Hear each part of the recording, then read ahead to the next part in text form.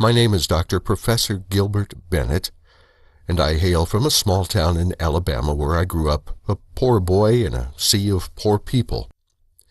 People who know me have come to call me Dr. Gill. I've accepted a teaching position at the university because it allows me to continue my professional work. Today, I am taking a black Labrador retriever named Muffin back to the lab for treatment. I sit on the sofa in the lab, and Muffin lies with his head on my lap.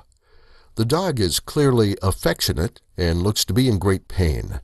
I administer an anesthesia, knocking the dog out, and place it in the chamber connected to the MRI machine.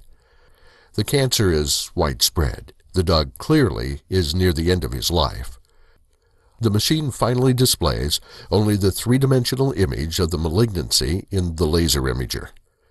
The fog that is the cancer is ugly, large, and well distributed as it is displayed in 3 dimensions. The striking image forms in the cloud chamber that I use as a visual display. I will now transplant the resonant topography of the malignancy to the MRE, or magnetic resonance exciter, and then press the start key. The MRE springs to life and bombards the dog with high-energy radio waves at a very specific frequency.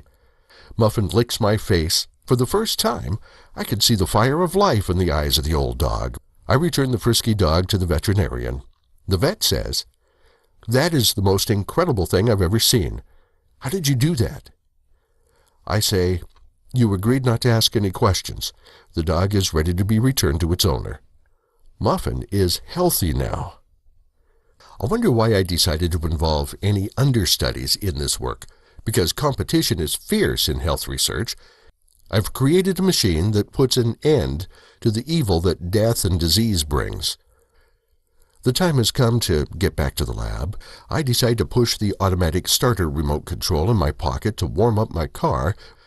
The car explodes in a ball of flame, and notice a police car already pulling up to the scene. The 2 officers seem to be smiling broadly. It strikes me as odd under the circumstances. I decide to call the police station to inquire as to what they found out. They say there is no record of any incident the night before involving a car bomb. I dress frantically and make a trip over to Dr. Morgan's clinic. The parking lot is clean. There is no wreckage, and there are no burn marks where the ball of fire erupted yesterday, and most disturbing of all, there is no clinic. Dr. Morgan is gone, as though he never existed. The building has no sign above the door. I look around and find no evidence that anything ever happened here yesterday but for a small shred of yellow plastic crime scene tape overlooked by the cleaning crew.